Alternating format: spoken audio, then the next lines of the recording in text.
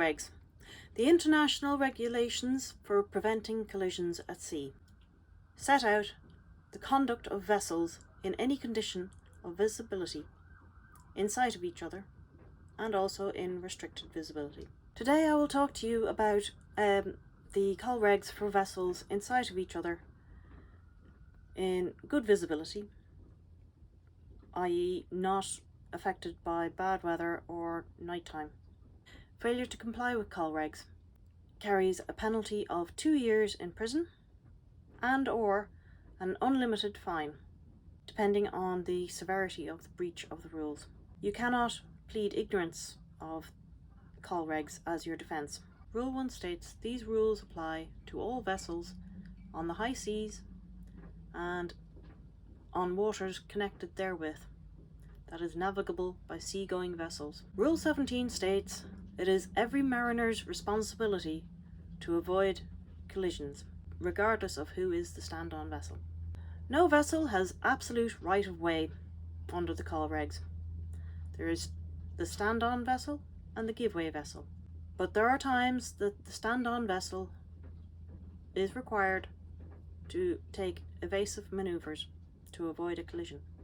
The give-way vessel takes avoidance action early and makes it very obvious what they are doing. The stand-on vessel must maintain course and speed unless it becomes obvious that action is required to avoid a collision.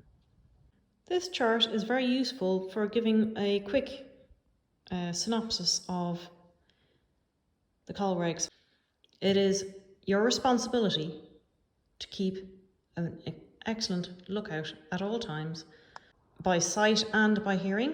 If you're within sight of other boats, determine if you have a risk of collision. This can be done by taking a compass bearing and seeing if that bearing differs, and see if you can notice a deviation of passage, which will let you know how fast the other boat is moving in relation to you and if you have a risk of collision that way. Another method is using your radar to check the track of the boat, and if it looks like it is a possibility that you will come into even closer quarters and a risk of collision, then action needs to be taken. By observing an approaching vessel across a fixed mark on your boat, such as a shroud or a stanchion, whilst holding your course and speed, you can tell whether the direction to the other vessel is changing. No change means a risk of collision. In the situation where you need to overtake, Rule 13 applies, and it is preferred that the overtaking vessel passes to starboard. Under Rule 13, the overtaken vessel is the stand-on vessel and the overtaking vessel is the give-way vessel. The give-way vessel must pass in such a way and at speed that does not disturb the manoeuvrability and stability of the stand-on vessel. It is also important that the give-way vessel does not alter course too quickly, potentially cutting off the stand-on vessel, as this could be another potential collision. It is important that plenty of space is given before altering course. Rule 18, responsibilities between vessels, is basically a priority list or pecking order of which boats take priority over the other. Normally, a sailboat would be the stand-on vessel over the powerboat, except when overtaking. When overtaking, either can be the stand-on vessel or the give-way vessel. When two power vessels are in a crossing situation, Rule 15 applies, whereby the stand-on vessel is the vessel to starboard.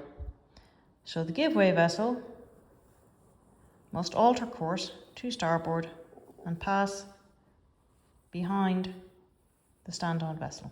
If two power vessels are on a head-to-head trajectory, Rule 14 applies, which states that both vessels alter their course to starboard, thereby passing port to port before continuing and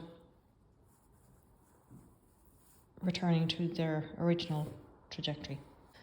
To deal with manoeuvres in close quarters for sailing boats, Rule 12 applies. For the purpose of Rule 12, the windward side of the boat shall be deemed to be the side opposite to that on which the mainsail is carried, or in the case of a square-rigged vessel, the side opposite to that on which the largest fore and aft sail is carried. For sailing vessels on opposite tacks, the port tack must give way to starboard before continuing on. Another example of boats approaching on opposite tacks, the port gives way to the starboard boat. If a vessel with a wind on its port side sees a vessel to windward and cannot determine with certainty whether the other vessel has the wind on its port or starboard side, she will keep out of the way of the other. When in doubt, if on a port tack, give way. The next situation covered by Rule 12 is for two boats on the same tack. The windward boat must give way to the leeward boat.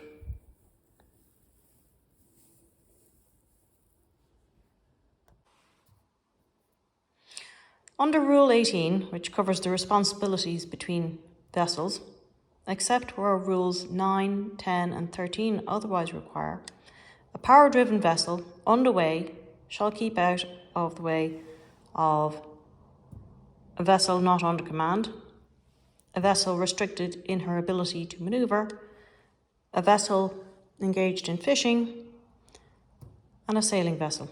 A sailing vessel underway shall keep out of the way of vessels not under command, vessels restricted in their ability to manoeuvre, and vessels engaged in fishing.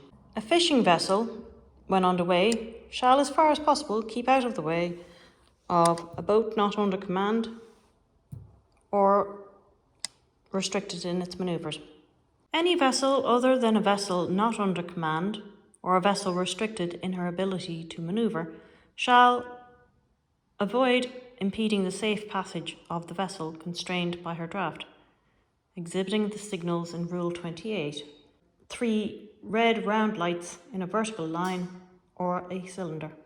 Rule 9 deals with narrow channels, and in this area often larger vessels are constrained by their draft.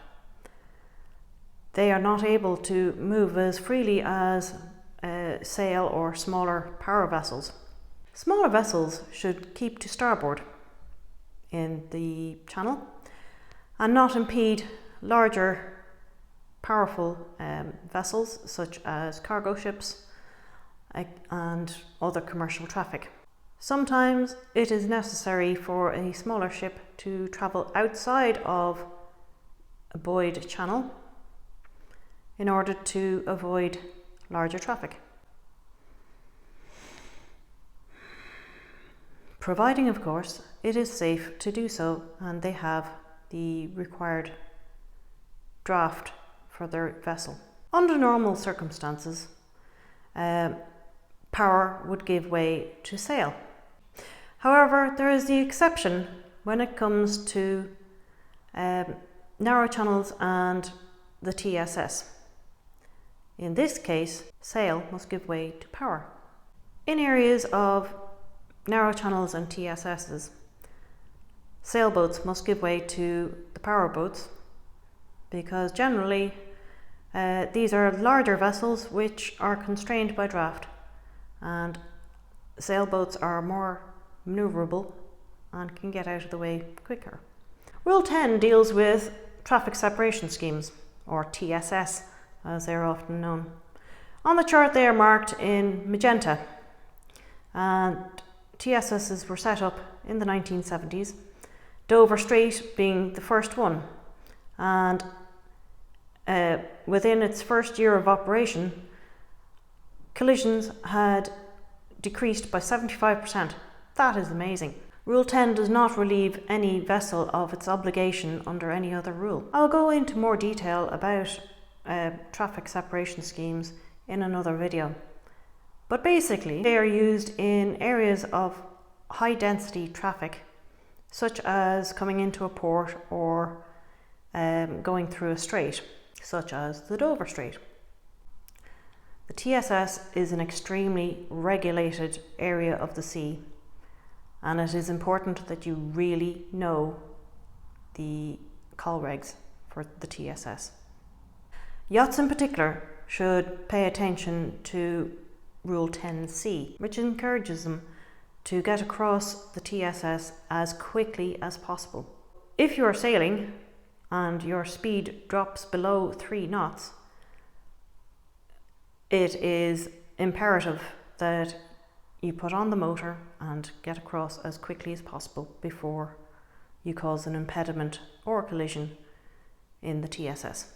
If possible for recreational vessels, try not to cross over a TSS, as the speed of commercial traffic is so great that you increase your chance of causing an impediment or a collision.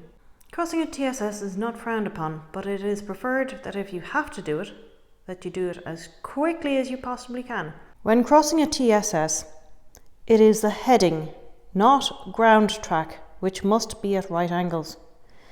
B is on the correct heading for crossing a lane of traffic, presenting a true 90-degree crossing aspect to ships following in the lane.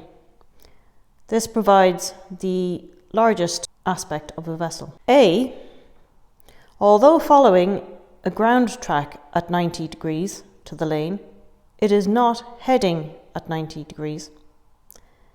The course is made good at 90 to the traffic flow, but presents a quarter aspect to ships following in the lane.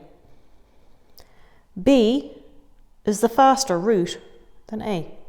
I hope you found this video useful. If so, please join me again next week for the ColRegs in limited visibility and nighttime. Thanks for watching, and hope to see you back again soon. Take care. Bye.